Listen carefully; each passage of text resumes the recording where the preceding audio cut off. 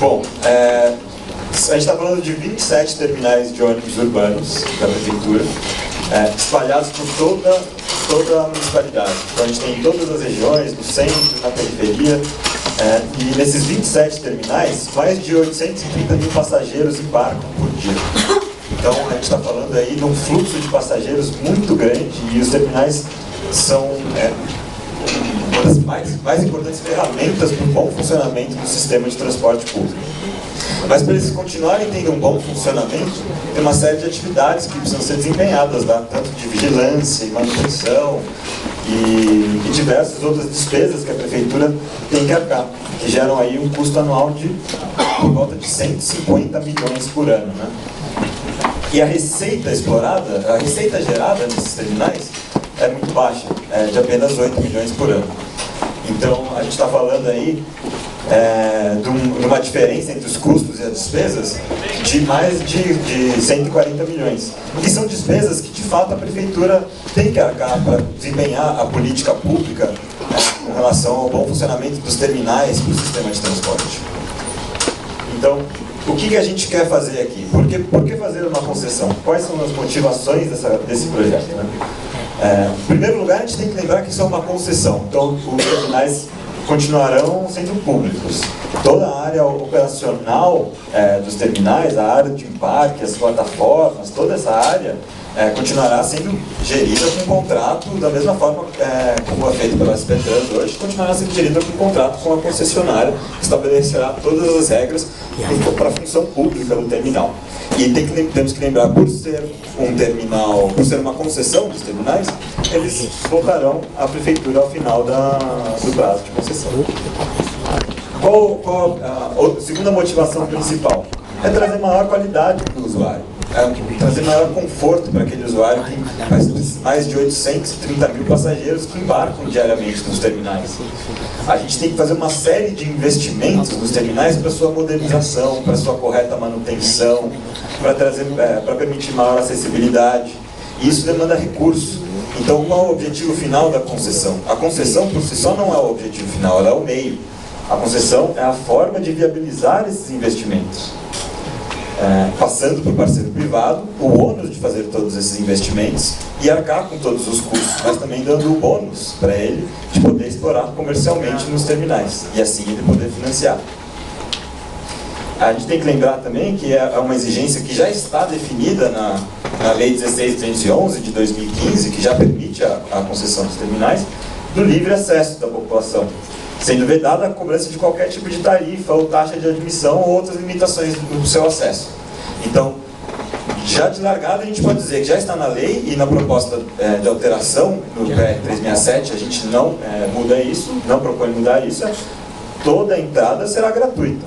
A forma de uso da população nos terminais continua da mesma forma. Essa concessão também pode ser utilizada como um vetor de desenvolvimento da região. A própria Lei 16.211, já com muito cuidado, traz isso de uma forma a deixar bem claro que deve ser feito um plano de intervenção urbana, né? Um plano urbanístico para a região no entorno de 600 metros. Então, uma das maiores vantagens que a gente vê também com essa concessão é permitir que sejam feitas intervenções urbanas que valorizem os imóveis da região, que valorizem que deem maior acessibilidade, que valorizem os proprietários dos imóveis, os comércios locais, as habitações, e que tragam um maior adensamento urbano para essa região dos terminais, até de acordo com o que foi proposto no plano diretor estratégico, que prevê maior adensamento nas áreas servidas de transporte público. A gente também quer propor novos usos dos terminais, então por que não permitir que haja em cima do terminal um prédio, por exemplo, um prédio comercial, um prédio habitacional, um hotel, ou mesmo centros comerciais de varejo, que possam trazer mais pessoas para aquelas regiões. E dependendo de cada terminal, poderá ter algum uso diferente nas edificações. Então, já áreas bem servidas nas regiões centrais, quem sabe a gente não pode tentar viabilizar a habitação e trazer a habitação mais para o centro. Já nas áreas mais periféricas, a gente pode tentar levar um desenvolvimento com outros usos comerciais, por exemplo. E também isso facilitaria para que a própria população, que todo dia embarca naqueles terminais, precise fazer um deslocamento menor para chegar até os serviços que eles queiram comprar. Então eles já podem obter e comprar os serviços que eles desejam nos próprios terminais. E também um ponto muito importante, principalmente no momento fiscal que a gente encontra, é desonerar a prefeitura, passar todo o custeio dos terminais como uma responsabilidade para o concessionário. Claro que no contrato terão todas as obrigações do que o concessionário terá que fazer. Então a gente não vai deixar de desempenhar a atividade que já é feita hoje nos terminais. Aqui a gente está trazendo só um exemplo dos 3 terminais que a gente já está desenvolvendo internamente. Tem um grupo de trabalho muito amplo aqui na Prefeitura, entre a SPTrans, a São Paulo Urbanismo, a São Paulo Parcerias e diversas outras secretarias e departamentos, que já estão trabalhando na elaboração e nos estudos da concessão desses 3 terminais, que é o Princesa Isabel, na região central, e o Campo Limpo e o Capelinha. Inclusive já foi feita uma consulta pública para depois ser elaborado um PIO deles, para colher contribuições da sociedade civil para o desenvolvimento desse PIO, em acordo com o que a sociedade deseja ver de transformações na área envoltória desses terminais. E o PMI que nós soltamos, né, o procedimento de manifestação de interesse, que foi publicado há poucos dias, é para obter estudos para administração, manutenção, conservação, a exploração comercial, requalificação dos terminais, dos seus empreendimentos associados e o perímetro de abrangência, ou seja, está de acordo com tudo aquilo que foi colocado já na Lei 16.211. A gente está no período de credenciamento dos interessados, para eles receberem as autorizações para realizarem os estudos, depois eles terão 90 dias para realizar esses estudos.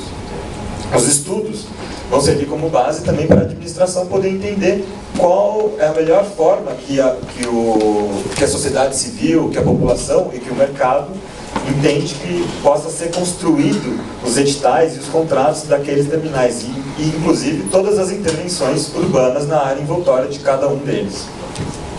Podem participar pessoas físicas ou jurídicas, nacionais e estrangeiras, individualmente ou em consórcio, como todos os outros PMIs.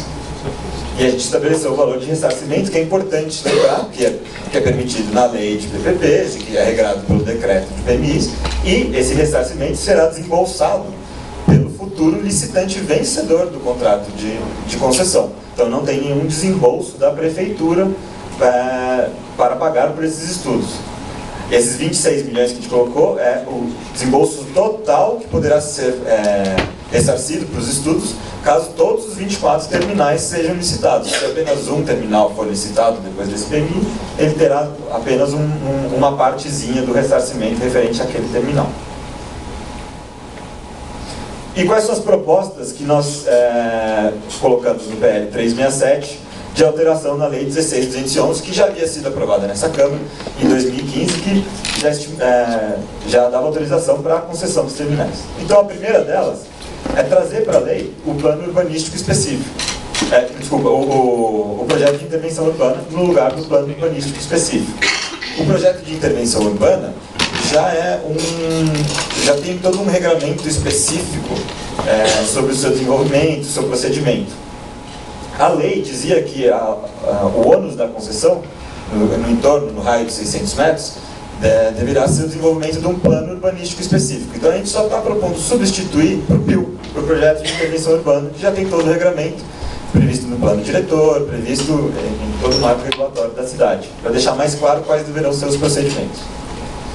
A segunda proposta é permitir o agrupamento dos terminais em lotes diferentes, de regiões geográficas diferentes. Por que a gente avaliou isso? Tem diversos terminais em áreas de periferia, por exemplo, ou áreas com menor circulação de pessoas que podem ter uma atratividade comercial mais baixa, enquanto que outros terminais em áreas mais centrais podem ter uma atratividade comercial muito alta. E a gente quer tentar unir aqueles mais atrativos com os que não conseguiriam se sustentar financeiramente de forma isolada.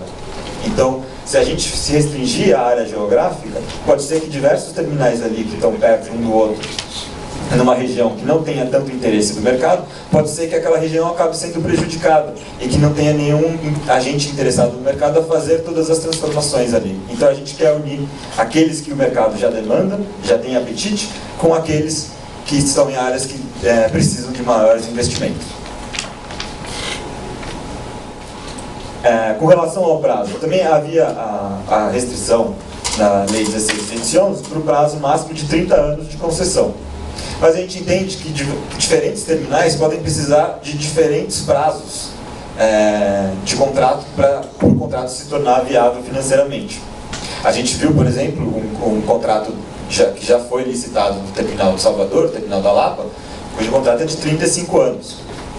Podem até ter terminais que a gente consiga fazer os estudos de viabilidade financeira e entender que ele precisa de menos de 30 anos para se tornar viável. A gente só quis deixar uma flexibilidade aqui para que cada terminal possa ser concedido de acordo com a sua viabilidade financeira, nos termos que tragam a vantajosidade tanto para o parceiro privado quanto para a administração pública. Então a gente quis dar uma flexibilidade aqui, mas é importante lembrar que todos os prazos estarão estabelecidos nos editais e contratos de licitação, quando vierem a público, que são muito fiscalizados, sempre pelo TCM, inclusive podem continuar sendo fiscalizados por essa Câmara. A reversibilidade dos bens. A Lei 16.211 dizia que todos os investimentos e obras deveriam ser reversíveis. A gente quis estabelecer aqui de forma bem clara que os bens essenciais à operação dos terminais, ou seja, as plataformas, as áreas de embarques, todas as áreas que de fato compõem um terminal de ônibus, esses sim, inegavelmente, têm que ser reversíveis. Agora, outros investimentos, por exemplo, na área envoltória, outros investimentos que possam ser, no futuro, desenvolvidos em cima do terminal, que possam não ser interessantes para a administração receber de volta, que a gente possa estudar, caso a caso, e permitir uma alienação. Por exemplo, em alguns casos, a gente pode querer desenvolver uma torre de habitação, um prédio de habitação em cima de um dos terminais. E a gente sabe que a população demanda sempre, na maioria dos casos, a possibilidade de comprar as unidades para ela poder se mudar para lá. Senão ela acaba indo viver num apartamento que depois de 20 ou 30 anos vai ser revertido de volta para o poder concedente. Então a gente quis dar flexibilidade aqui, claro que olhando todos os ritos processuais, para que isso seja feito de forma bem clara no contrato, mas a flexibilidade para que possa no futuro serem construídas novas edificações em cima dos terminais que permitam a alienação de unidades. E a fonte de receita, a gente quis dar uma maior flexibilidade aqui, porque a Lei 16.211 já previa 3 fontes de receita.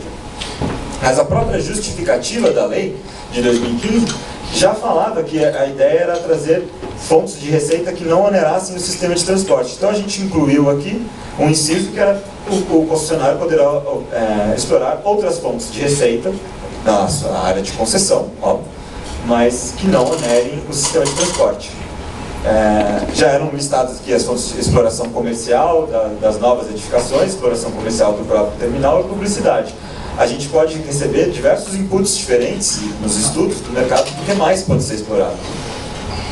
E também a gente entende que outros imóveis da prefeitura na área dos 600 metros, que sofrerão toda essa intervenção e transformação urbana, possam ser colocados junto no contrato de concessão e o privado poderia explorá-los também. Essa é uma forma até de atender o próprio plano diretor, que prevê a ocupação de imóveis que estão subutilizados, por exemplo. Então a gente entende que tem diversos imóveis da prefeitura que poderiam ser incluídos junto nesse contrato de concessão, até para valorizar toda essa transformação que está sendo feita na área envoltória de 600 metros de raio. É só isso da nossa apresentação. Acho que esse é um projeto muito importante para o desenvolvimento urbano da cidade e pode ser uma ferramenta muito importante de indução de desenvolvimento em